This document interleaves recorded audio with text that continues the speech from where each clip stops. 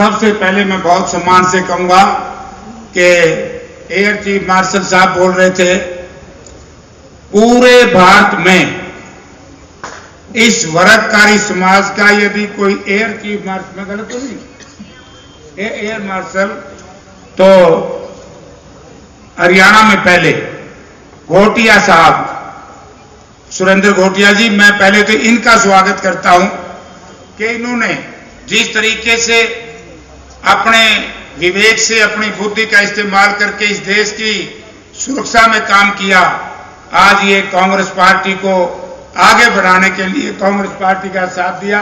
मैं इनका स्वागत करता हूं और मंच पर वह विराजमान सभी नेतागण,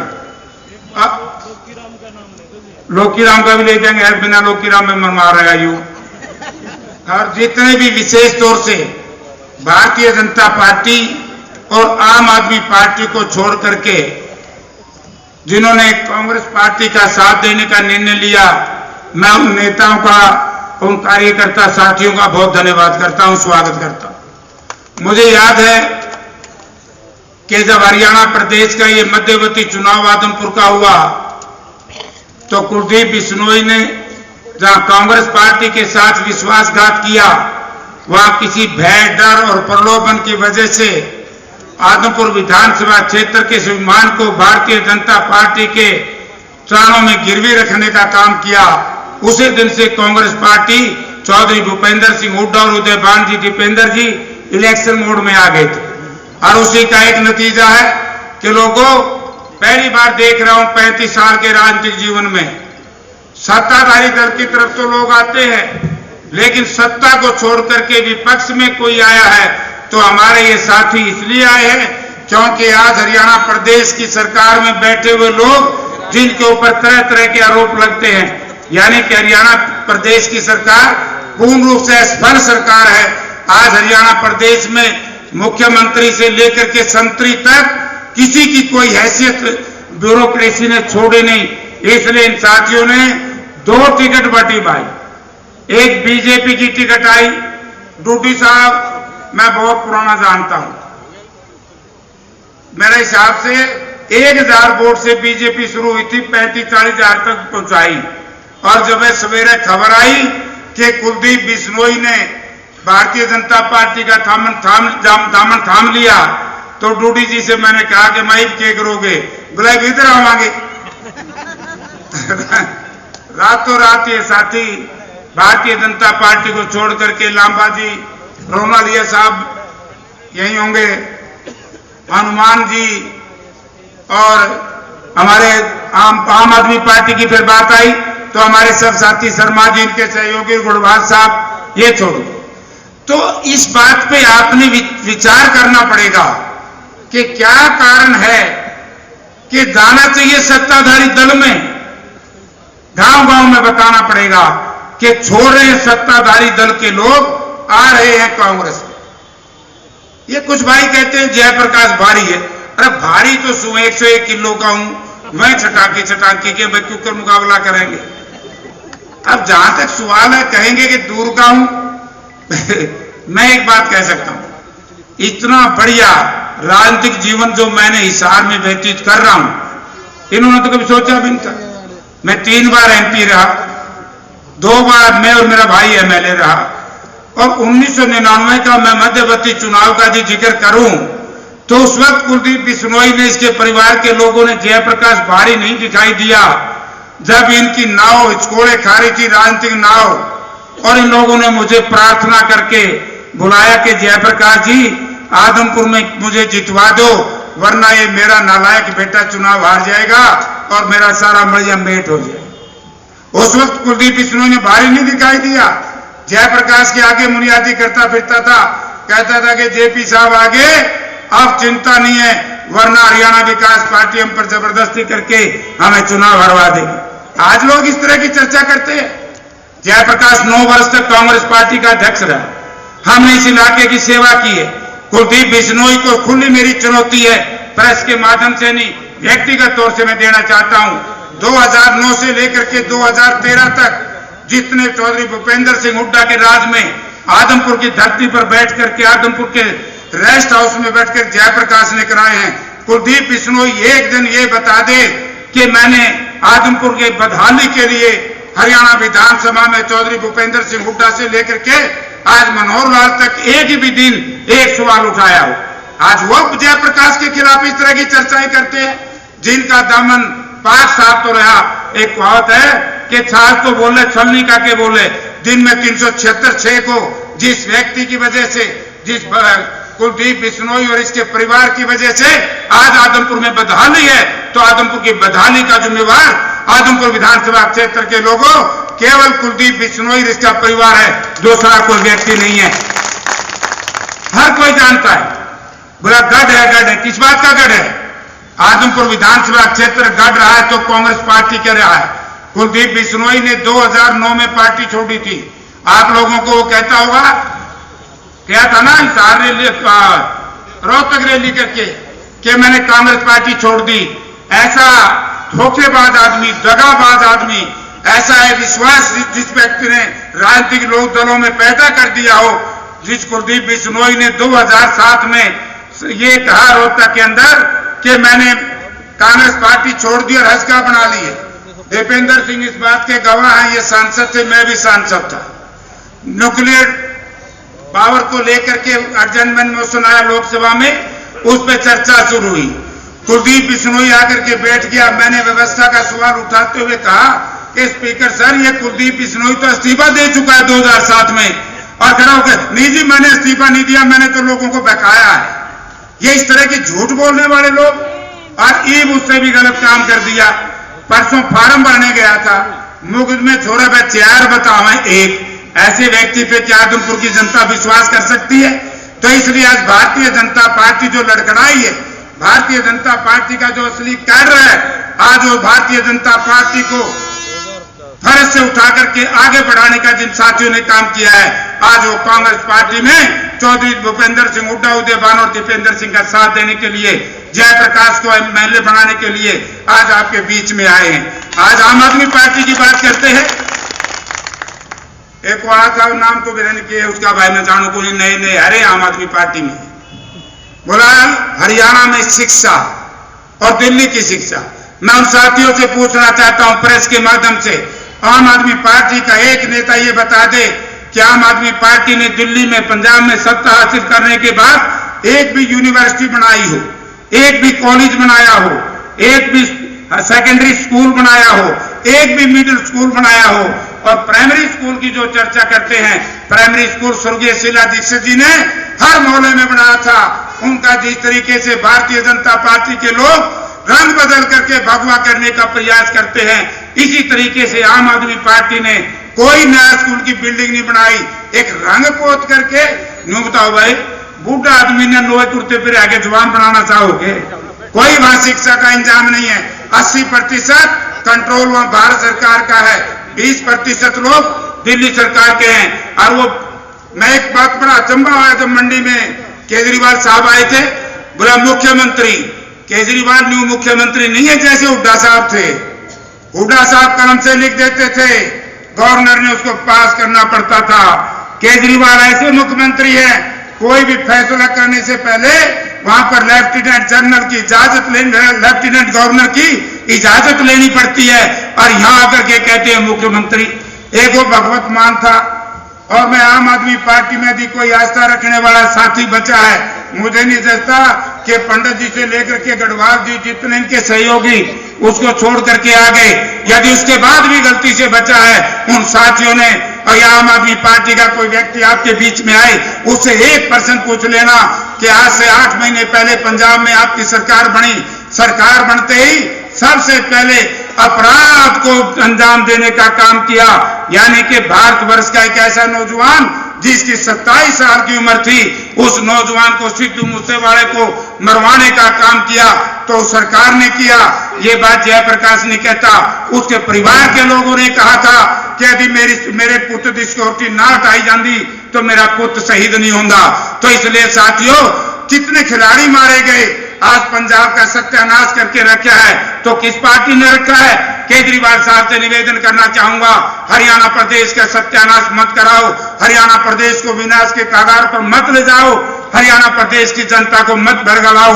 मैं जानता हूं 2011 का लोकसभा का चुनाव जब केजरीवाल जी अन्ना हजारे जी को लेकर के आपके बीच में आए थे, आज कहां अन्ना हजारे जी, आज कहां प्रशांत कुमार जी, आज कहां वो गायक थे उनके कुमार विश्वास जी। मित्रों, जिन लोगों ने आम आदमी पार्टी बनाई थी, एक एक करके सबको निकाल दिया और व्यापारियों का प्रतिनिधित्व करने के लिए केजरीवाल साहब आगे। इसी तरीके से यहां टिकटों का बंटवारा हो रहा था। शर्मा जी ने सोचा भाई तेरी टिकट पक्की जिया कहते नहीं, बोला कांदरी आंखा में चढ़ी रही, बोला कांदरी शाम पे चढ़ जाना तो दिखाई नहीं देता, अंधा होता है। हमारे साथियों को इन लोगों ने अंधा कर दिया। आप पे भी कांदरी चढ़ाने का प्रयास करेंगे, लेकिन 5 दिन के अंदर मैं आदमपुर विधानसभा क्षेत्र के मतदाताओं का बहुत आभारी हूं कि आप लोगों ने आम आदमी पार्टी के उम्मीदवार को राजनीतिक तौर से धुतकारने और ठुकराने का काम किया। आम आदमी पार्टी को छोड़ करके एक मतदाता आज कांग्रेस पार्टी में आया है। गढ़वाल साहब आए, मैंने इनसे बहुत किया, गढ़वाल साहब कांग्रेस में रहे, वो ठीक रहोगे। इन्होंने भी कह दिया कि तेरी टिकट पक्की, पंडित जी को कह दिया तेरी टिकट पक्की, नारी को कह दिया तेरी टिकट पक्की, सारा से टिकट दे के भाई बाहर गए। टिकट किसको दी? खास आदमी को। पार्टी आम, आदमी खास। 1 करोड़ में बताओ है, 7 करोड़ तो पीछे बता दिए। तो इसलिए साथियों मैं आपसे एक नम्रतापूर्वक निवेदन करना चाहता हूं।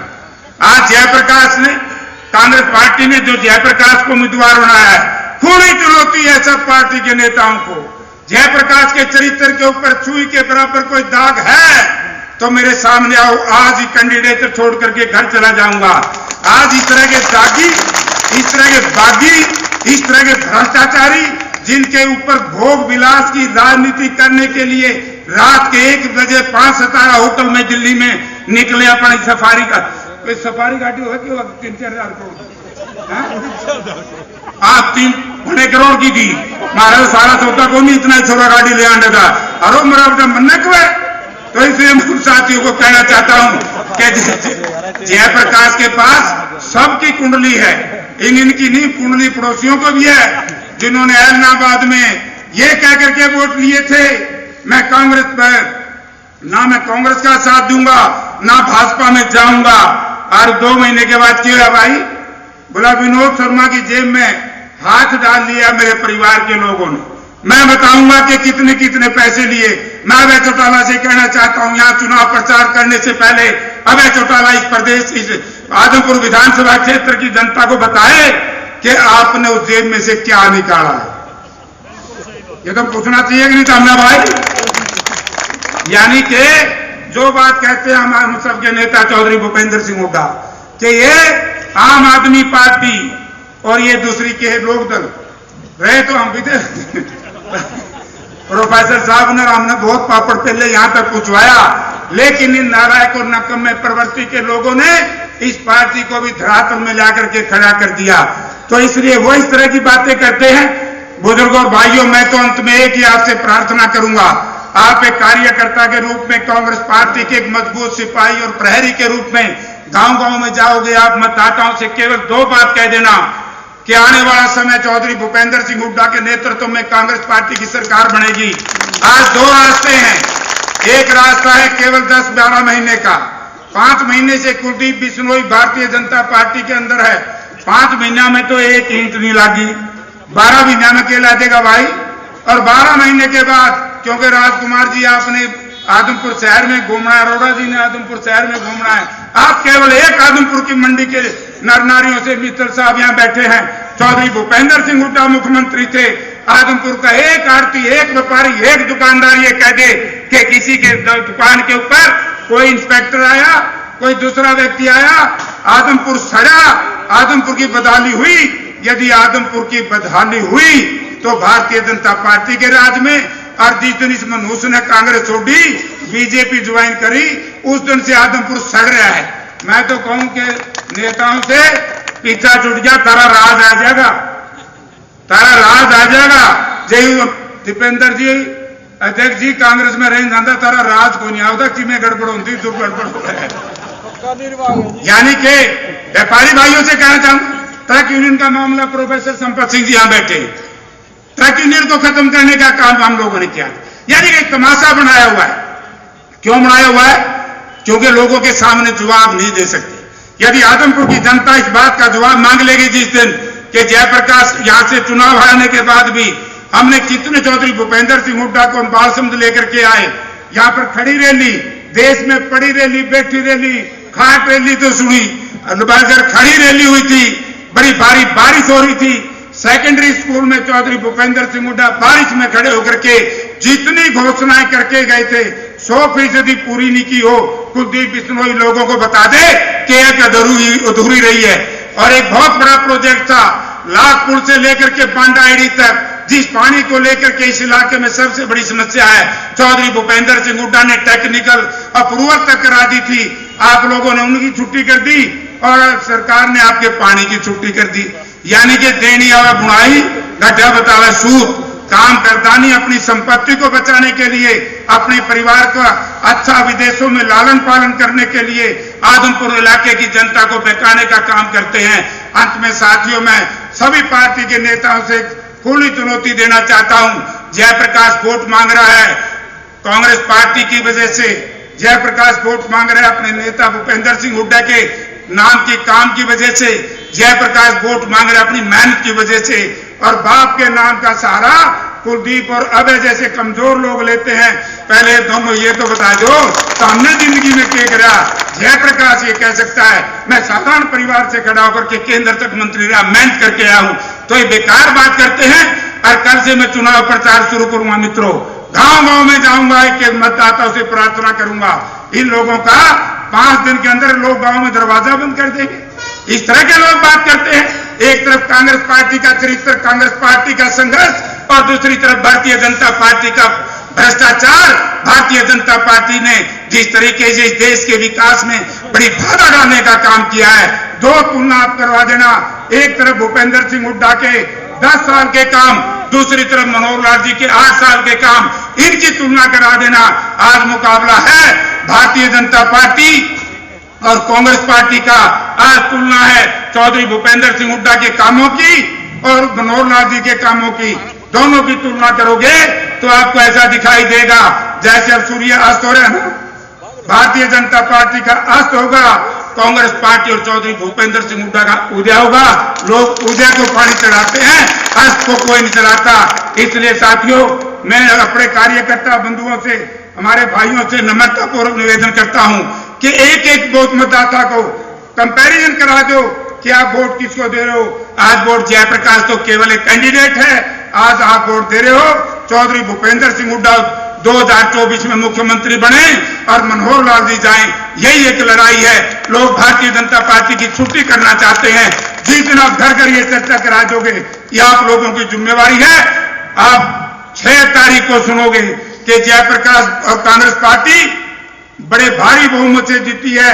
और जब पहला सेशन आएगा आदमपुर विधानसभा क्षेत्र के लोगों को बताना चाहता हूं, आप कुलदीप बिश्नोई आए तो ये पूछ लेना कि जिस तरीके से बीड़ बबरान ढंडूर के गांव, दुर्जनपुर तक के गांव का जो माल का नाहक आज तक नहीं दिलवा पाया लड़का, जयप्रकाश पहले सेशन में आएगा। मैं कहूंगा हमारे नेता भूपेंद्र सिंह हुड्डा जो विपक्ष के नेता हैं कि सबसे पहले इस उठाएंगे हमारे उन मजदूर भाइयों को। जब तक माल का नाहक सरकार नहीं देगी, हम ये लड़ाई लड़ते रहेंगे। जिस दिन चौधरी भूपेंद्र सिंह हुड्डा आएंगे, सबसे पहली कलम में जयप्रकाश और ये साथी मंच पे बैठे प्रोफेसर संपत सिंह रामनिवास गुड़ेला से लेकर के सेलवाल तक जितने हिसार जिला के लोग हैं, हम कहेंगे कि हुड्डा साहब आप ये काम करो, जैसे आपने किसानों के 1600 करोड़ रुपए बिजली के बिल माफ किए हैं, ऐसे ही एक कलम से इन मजदूर भाइयों को माल का नाहक दो। तो मैं डंडूर के साथियों से मेरे सामने बैठे कहना चाहता हूं, माल की नाहक मिलेगा, हम लोग लड़ाई लड़ेंगे। और मंडी की बदहाली के लिए हम सेशन में मामला उठाएंगे, हम आपकी लड़ाई लड़ेंगे। अरे लोगों, कितना बेकार है ये पानी तो निकाल के है ना। प्रोफेसर साहब इरिगेशन मिनिस्टर है, ये बताएंगे। इसमें तो आचार संहिता नहीं लगती प्रोफेसर साहब, पानी तो काटे से।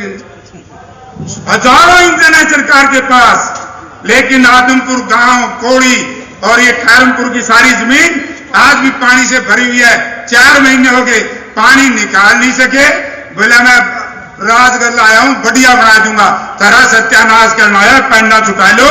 जिस दिन आप इस परिवार से पीछा छुटा लोगे, मैं ये कहता हूं कि आदमपुर में नेता ही नेता तैयार हो जाएंगे। आदमपुर की बदहाली की बजाय आदमपुर की खुशहाली की शिलान्यास किया जाएगा। आप सबका बहुत बहुत धन्यवाद। धन्यवाद जयप्रकाश जी। अब मैं निवेदन करूंगा आप सबके चहेते नेता